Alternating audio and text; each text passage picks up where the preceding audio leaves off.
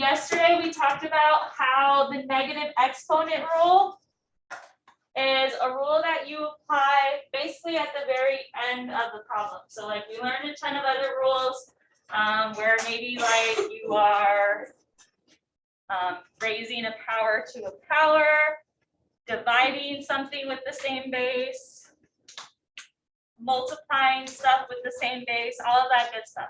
Once you've gone through all those steps, if you have negative exponents in your answer, you need to rewrite your answer using the negative exponent rule, which is what we like briefly talked about yesterday.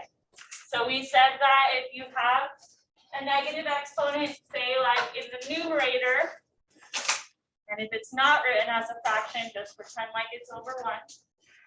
All you're really doing is taking that base that has the negative exponent and dragging it across the line, dragging it across the fraction bar, and rewriting it as positive. Same goes for if it's in the denominator. You're going to move it upward, basically the opposite side of whatever it's on, and rewrite it as positive. All right. 37 kind of proves that this works. All right, we had 9 to the negative 2 power, which can be written as 1 over 9 to the second power. So now it's rewritten as positive. And when you put both in your calculator, 9 to the negative 2 power, you get this decimal. And if you put 1 over 9 squared, you get the same decimal. So we're not like just making random things up. They are still equal to each other. It's just another way of writing it. All right, because most tests say to make sure that you don't have any negative exponents in your answer. So we did 37. Now let's look at 30. Let's look at 40 together. Now I'm going to try some on your own. All right, so 40. One of these bases is a p. One of these bases is a cube. So we're not going to be like applying the quotient rule in that one. But our answer has a negative exponent in it. You only need to move the bases with the negative exponent. So does that mean I need to move the q to the 4th power? You do not need to move that one because it already has a positive exponent. So that'll stay in the numerator. Does the p have to move? Yes, and it moves to the opposite side that it's currently on. So since it's in the denominator, we're going to move it to the numerator and rewrite it as positive. So it'll now be p squared. All right, and that's it. You only move the items with the negative exponent. Questions about that? All right, now let's look at 41. So here's an example of what our answer might look like. We only need to move the items with negative exponents. So what is something that needs to be moved in 41? X to the negative 7. Good.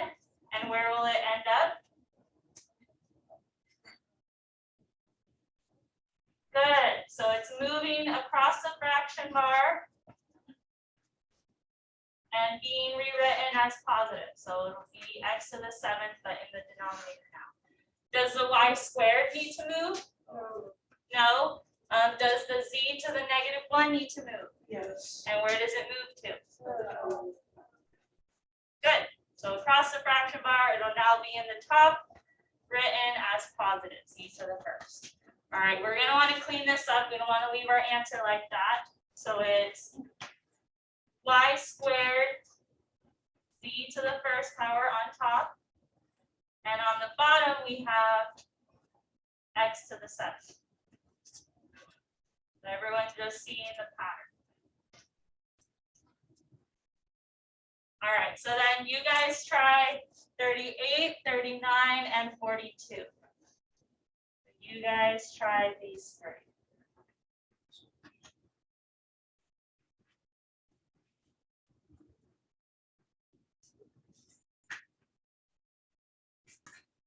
Number 38, how does it get rewritten?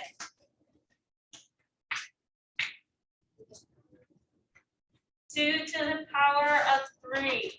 And for the purposes of our notes. I'm fine with you leaving the answer like that. But what is 2 to the third power?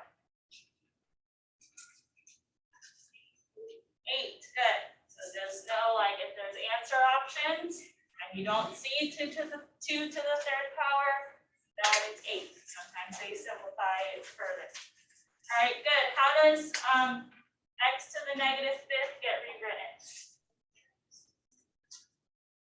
1 over x to the positive 5 is correct. So you move it, make sure you rewrite it as positive. Questions on those two so far? All right, so then 42. Even if it's not a fraction, just pretend like it is. So there's no fraction bar, so I'm going to pretend like it's over 1. All right, what needs to move in number 42? So does the 4 need to move? No. Just the m, and what else? Good. So the 4 does not need to move because what's the exponent on the 4? A positive 1, right? So if it's not written, it's assumed to be 1. If it was to the negative 1 power, then yeah, move it, but it's not. So when we write our final answer, it should be 4n squared on the top and what on the bottom? MP to the power of 7. So no more negative exponents. Questions there? All right, we're almost done. So a couple that I wanted you to see as a class, like a 47 and 49, because usually they don't give you problems necessarily like this on your test.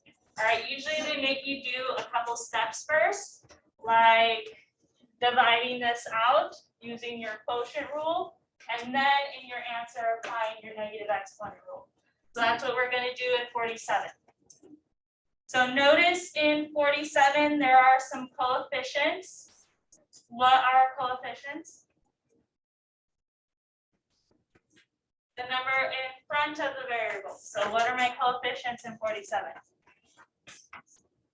6 and 8. It's fine if it's a fraction, it just needs to be a simplified fraction. So what does this simplify to?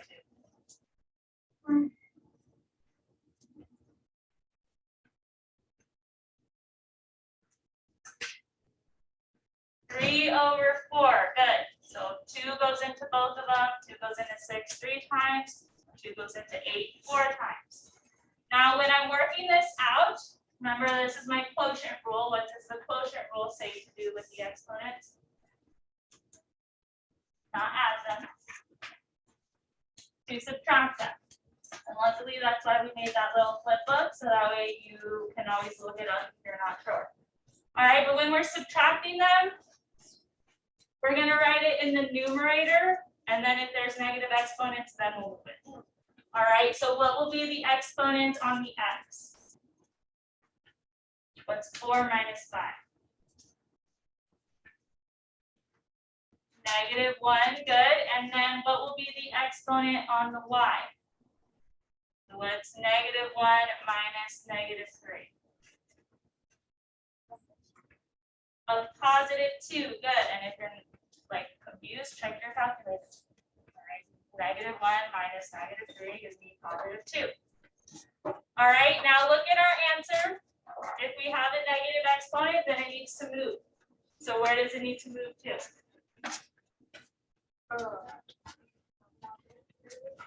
The denominator. So this will move across the fraction mark. Rewrite your answer.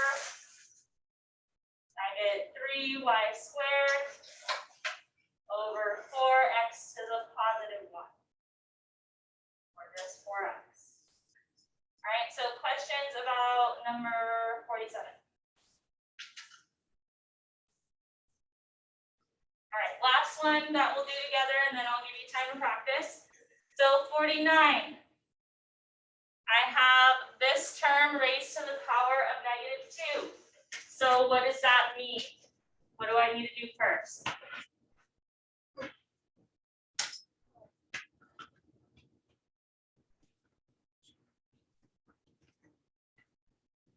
You look at your little book, go ahead, but when I have a power raised to a power, I use the, what's that rule called?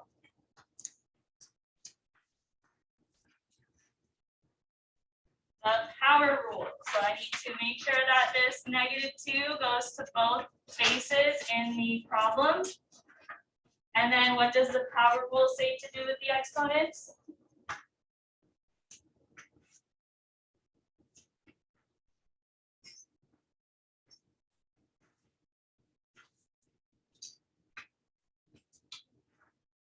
To multiply them. So what's -6 times -2?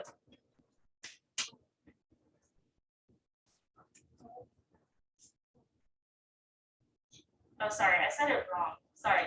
-3 times -2, my bad. A +6. And then S will be 5 times -2, which is -10. All right. I'm almost done. What's wrong with our answer? It has a negative exponent. So how would we rewrite it so that it doesn't have a negative exponent? Power over S to the 10th power. Good. So I didn't show my work that time.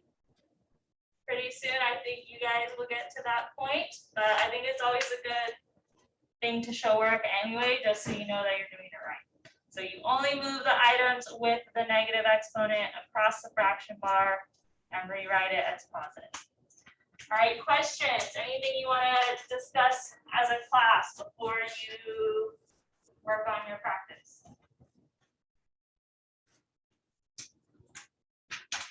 All right, so I'm still like adjusting some scores, but I'm right now putting in your topic 5 test score. So you'll see that here really shortly in the grade book. So I'm really impressed, by the way, especially like this class is always like pretty good. But like in one of my other classes that I already graded, I had a lot of students that struggled last semester and they still pulled off like almost 100% on this most recent test. And I know they didn't cheat because they're my first hour. So like they wouldn't have been able to hear about the test or like anything like that. So great, super impressed. Hopefully that continues. I'm thinking we have a good process of checking our answers on our practice. So what we're doing today is you have a Google form practice. You have a worksheet that you just picked up. And on the worksheet that you just picked up, I'll kind of cut you a break. I know it says all problems assigned. I'll just make you do evens or odds. All right, so you can knock out both practices today and still be able to do the exits again at the end. All right, so any questions? If you're wanting to watch the videos, kind of get caught up, they're in here. This first video that's not highlighted has basically everything you need to know in like 10 minutes. If you want to check that one out, we watched it in class. Link to the practice where you upload your worksheet practice if you don't have it done by the end of class, and that is it. So feel free to check your work on the worksheet on the back wall.